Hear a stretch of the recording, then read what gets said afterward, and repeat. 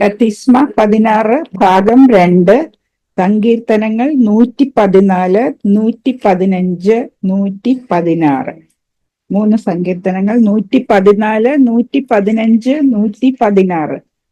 സങ്കീർത്തനം 114. ഇസ്രായേൽ മിസ്രയീമിൽ നിന്ന് യാക്കോബിൻ ഗൃഹം അന്യഭാഷയുള്ള ജാതിയുടെ ഇടയിൽ നിന്നും പുറപ്പെട്ടപ്പോൾ യഹൂദ അവന്റെ വിശുദ്ധ മന്ദിരവും ഇസ്രായേൽ അവന്റെ ആധിപത്യവും ആയിത്തീർന്നു. സമുദ്രം കണ്ട് ഓടി യോർദാൻ പിൻവാങ്ങിപ്പോയി. പർവ്വതങ്ങൾ മുട്ടാടുകളെ പോലെയും കുന്നുകൾ കുഞ്ഞാടുകളെ പോലെയും തുള്ളി. സമുദ്രമേ, നീ ഓടുന്നതെന്ത്? യോർദാനെ, നീ പിൻവാങ്ങുന്നതെന്ത്? പർവ്വതങ്ങളെ, നിങ്ങൾ മുട്ടാടുകളെ പോലെയും കുന്നുകളെ, നിങ്ങൾ കുഞ്ഞാടുകളെ പോലെയും തുള്ളുന്നത് എന്ത്?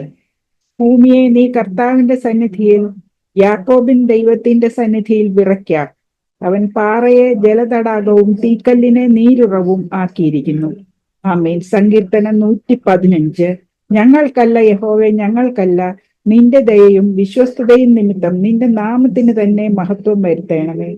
അവരുടെ ദൈവം ഇപ്പോൾ എവിടെയെന്ന് ജാതികൾ പറയുന്നത് എന്തിന്? നമ്മുടെ ദൈവമോ സ്വർഗത്തിലുണ്ട്. തനിക്ക് ഇഷ്ടമുള്ളതൊക്കെയും അവൻ ചെയ്യുന്നു. അവരുടെ വിഗ്രഹങ്ങൾ പൊന്നും വെള്ളിയുമാകുന്നു, മനുഷ്യരുടെ കൈവേല തന്നെ. അവയ്ക്ക് വായുണ്ടെങ്കിലും സംസാരിക്കുന്നില്ല, കണ്ണുണ്ടെങ്കിലും കാണുന്നില്ല. അവയ്ക്ക് ചെവിയുണ്ടെങ്കിലും കേൾക്കുന്നില്ല, മൂക്കുണ്ടെങ്കിലും മണക്കുന്നില്ല. അവയ്ക്ക് കൈയുണ്ടെങ്കിലും സ്പർശിക്കുന്നില്ല, കാലുണ്ടെങ്കിലും നടക്കുന്നില്ല, തൊണ്ട കൊണ്ട് സംസാരിക്കുന്നതുമില്ല. അവയെ ഉണ്ടാക്കുന്നവർ അവയെ പോലെ ആകുന്നു. അവയിൽ ആശ്രയിക്കുന്ന ഏവനും അങ്ങനെ തന്നെ. ഇസ്രായേലെ, യഹോവയിൽ ആശ്രയിക്കുക, അവൻ അവരുടെ സഹായവും പരിചയമാകുന്നു. അഹരോൻ ഗൃഹമേ, യഹോവയിൽ ആശ്രയിക്കുക, അവൻ അവരുടെ സഹായവും പരിചയമാകുന്നു. യഹോവ ഭക്തന്മാരെ യഹോവയിൽ ആശ്രയിപ്പിൻ, അവൻ അവരുടെ സഹായവും പരിചയം ആകുന്നു. യഹോവ നമ്മെ ഓർത്തിരിക്കുന്നു, അവൻ അനുഗ്രഹിക്കും. അവൻ ഇസ്രായേൽ ഗൃഹത്തെ അനുഗ്രഹിക്കും, അവൻ അഹരോൻ ഗൃഹത്തെ അനുഗ്രഹിക്കും. അവൻ യഹോവ ഭക്തന്മാരായ ചെറിയവരെയും വലിയവരെയും അനുഗ്രഹിക്കും.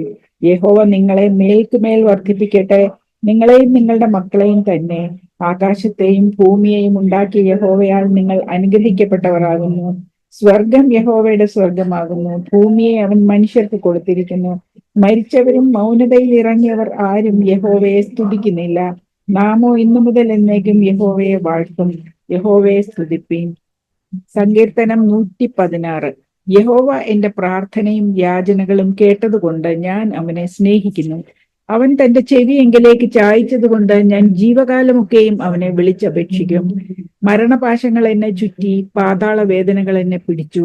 ഞാൻ കഷ്ടവും സങ്കടവും അനുഭവിച്ചു. അയ്യോ യഹോവേ, എന്റെ പ്രാണനെ രക്ഷിക്കണമേ എന്ന് ഞാൻ യഹോവയുടെ നാമം വിളിച്ചപേക്ഷിച്ചു.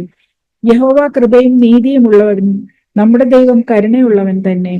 യഹോവ അല്പബുദ്ധികളെ പാലിക്കുന്നു. ഞാൻ എളിമപ്പെട്ടു, അവൻ എന്നെ രക്ഷിച്ചു. എൻ മനമേ, നീ വീണ്ടും സ്വസ്ഥമായിരിക്ക. യഹോവ നിനക്ക് ഉപകാരം ചെയ്തിരിക്കുന്നു. നീ എന്റെ പ്രാണനെ മരണത്തിൽ നിന്നും, എന്റെ കണ്ണിനെ കണ്ണുനീരിൽ നിന്നും, എന്റെ കാലിനെ വീഴ്ചയിൽ നിന്നും രക്ഷിച്ചിരിക്കുന്നു. ഞാൻ ജീവനുള്ളവരുടെ ദേശത്ത് യഹോവയുടെ മുമ്പാകെ നടക്കും. ഞാൻ വലിയ കഷ്ടതയിലായി എന്ന് പറഞ്ഞപ്പോൾ ഞാൻ വിശ്വസിച്ചു. സകല മനുഷ്യരും ഭോഷ്ക് പറയുന്നു എന്ന് ഞാൻ എന്റെ പരിഭ്രമത്തിൽ പറഞ്ഞു. യഹോവ എനിക്ക് ചെയ്ത സകല ഉപകാരങ്ങൾക്കും ഞാൻ അവന് എന്ത് പകരം കൊടുക്കും? ഞാൻ രക്ഷയുടെ പാനപാത്രം എടുത്ത് യഹോവയുടെ നാമം വിളിച്ചപേക്ഷിക്കും. യഹോവയ്ക്ക് ഞാൻ എന്റെ നേർച്ചകളെ അവന്റെ സകല ജനവും കാണുകെ കഴിക്കും. തന്റെ ഭക്തന്മാരുടെ മരണം യഹോവയ്ക്ക് വിലയേറിയതാകുന്നു. യഹോവേ, ഞാൻ നിന്റെ ദാസനാകുന്നു, നിന്റെ ദാസനും നിന്റെ ദാസിയുടെ മകനും തന്നെ. നീ എന്റെ ബന്ധനങ്ങളെ അയച്ചിരിക്കുന്നു. ഞാൻ നിനക്ക് സ്തോത്രയാഗം കഴിച്ചു. യഹോവയുടെ നാമം വിളിച്ചപേക്ഷിക്കും. യഹോവയുടെ ആലയത്തിന്റെ പ്രാകാരങ്ങളിലും യെരൂശലേമേ നിന്റെ നടുവിലും ഞാൻ യഹോവയ്ക്ക് എന്റെ നേർച്ചകളെ അവന്റെ സകല ജവനവും കാണുകെ കഴിക്കും. യഹോവയെ സ്തുതിപ്പീൻ. ആമേൻ. ഇവിടെ 2ാം ഭാഗം അവസാനിച്ചു.